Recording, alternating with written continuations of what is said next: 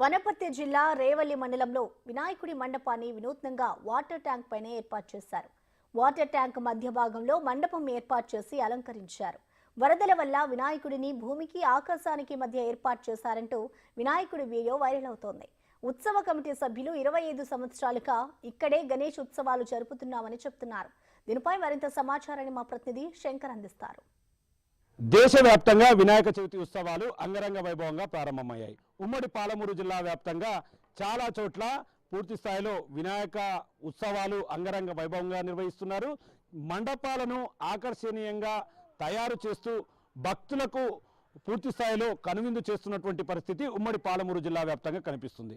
కొన్ని చోట్ల పెద్ద పెద్ద డెకరేషన్స్ చేస్తున్నారు. కొన్ని చోట్ల ఆకర్షణీయమైనటువంటి లైటింగ్ ఏర్పాటు చేయడం ద్వారా రాత్రి వేళల్లో మండపాలు జిగేలుమంటున్నటువంటి పరిస్థితి కనిపిస్తుంది. కానీ వనపర్తి జిల్లా రేవల్లి మండల కేంద్రంలో మాత్రం ఏర్పాటు చేసినటువంటి వినాయకుడు పూర్తిగా అందరి దృష్టిని ఆకర్షిస్తున్నాడు. ప్రస్తుతం మనం రేవల్లి మండల కేంద్రంలో ఉన్నాము. విజువల్స్లో చూసినట్టుగా ఇక్కడ మండల కేంద్రానికి సమీపంలో ఉన్నటువంటి వాటర్ ట్యాంకు మధ్య భాగంలో వినాయకుడిని ఏర్పాటు చేశారు. ఇక్కడే పూర్తి స్థాయిలో మండపాన్ని ఏర్పాటు చేయడం, అక్కడే పూజలు నిర్వహిస్తున్నటువంటి పరిస్థితి అయితే ఇక్కడ కనిపిస్తుంది. విజువల్స్లో చూసినట్టుగా అక్కడి నుంచి వినాయకుడి దగ్గరికి వెళ్ళాలంటే కింద చూపిస్తున్నట్లుగా ఒక మెట్ల మార్గాన్ని అయితే ఏర్పాటు చేశారు. పైకి వెళ్ళడానికి ఎలాంటి ఇబ్బంది కలగకుండా ఉండేందుకైతే పూర్తి స్థాయిలో అన్ని ఏర్పాట్లను చేశారు.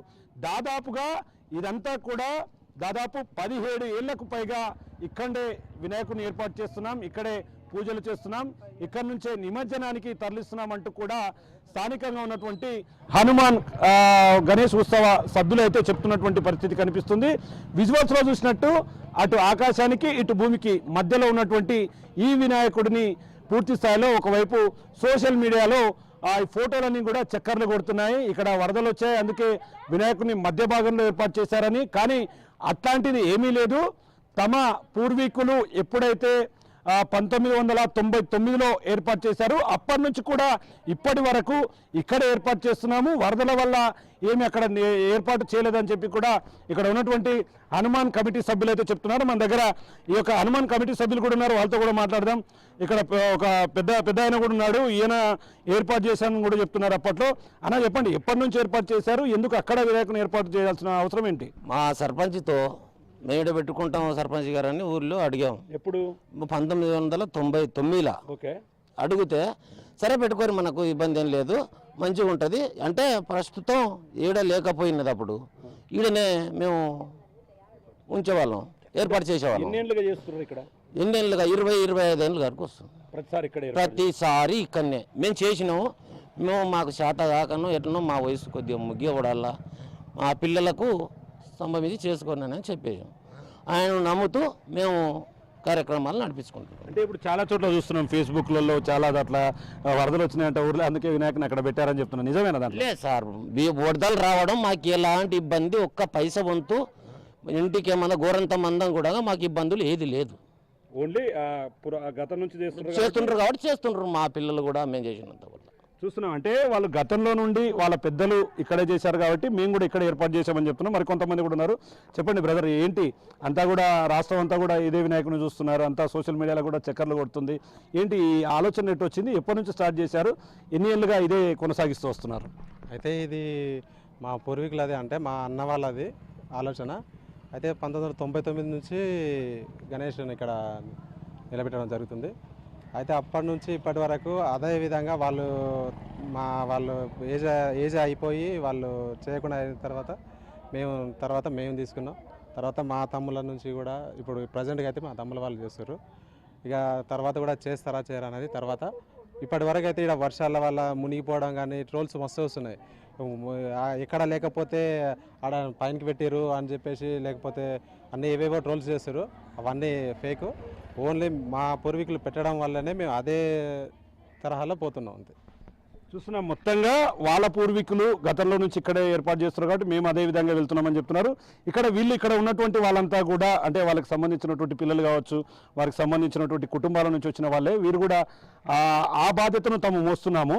కానీ ఇక్కడ చాలామంది ఒకవైపు ఫేస్బుక్లలో, ట్విట్టర్లలో, మిగతా ఇన్స్టాగ్రామ్లలో కూడా చాలా చోట్ల చూసాం మేము. మా ఊర్లో వరదలు వచ్చాయి, అందుకే వినాయకుని అక్కడ పెట్టామని చెప్పి ట్రోల్ చేస్తున్నారు. దాంట్లో ఎటువంటి వాస్తవం లేదు. గతంలో నుంచి ఇక్కడే పూజలు అందుకుంటున్నాడు కాబట్టి ఆనవాయితీగా వస్తుంది కాబట్టి ఇక్కడ నిర్మించామని చెప్తున్నారు.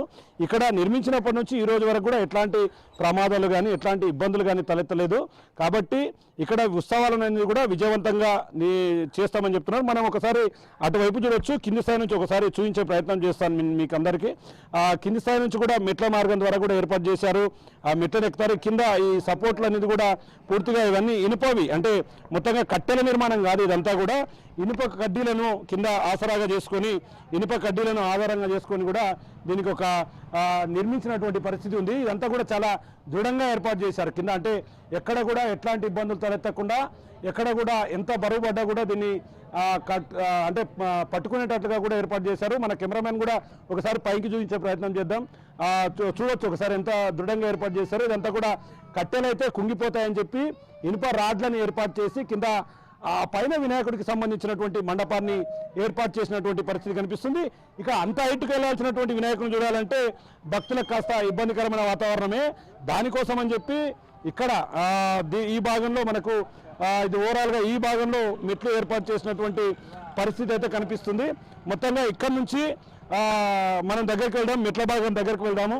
ఈ భాగం నుంచి చూద్దాము. ఇక్కడ నుంచి అంటే దీన్ని ఇదంతా కూడా సెంటరింగ్తో ఏర్పాటు చేశారు. అంటే చెత్తు భాగంలో వాడేటటువంటి మెటర్లంతా కూడా యూజ్ చేసి పైకి ఎక్కడానికి చూశారు. మనకు వినాయకుడు కూడా ఇక్కడ నుంచి కనిపిస్తాడు. ఒకసారి లాంగ్ షాట్లో వినాయకుడిని చూపించే ప్రయత్నం చేద్దాం.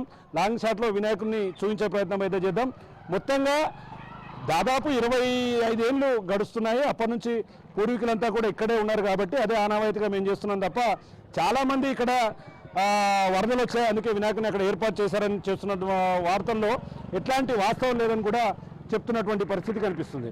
మొత్తంగా అయితే రాష్ట్ర వ్యాప్తంగా అన్ని చోట్ల వినాయక చవితి ఉత్సవాలు అంగరంగ వైభవంగా జరుగుతున్నాయి. అన్ని చోట్ల ఏర్పాటు చేసినటువంటి మండపాలు చాలా చోట్ల కొంతమందిని ఆకర్షిస్తుంటే వనపర్తి జిల్లా రేవల్లి మండల కేంద్రంలో ఇక్కడ ఏర్పాటు చేసినటువంటి వినాయకుడు మాత్రం రాష్ట్ర వ్యాప్తంగా చర్చాంశంగా నియాంశమైనటువంటి పరిస్థితి కనిపిస్తుంది. మొత్తంగా ఇక్కడ ఏర్పాటు చేయడం వల్ల చాలా బాగుందని కొంతమంది అంటున్నారు.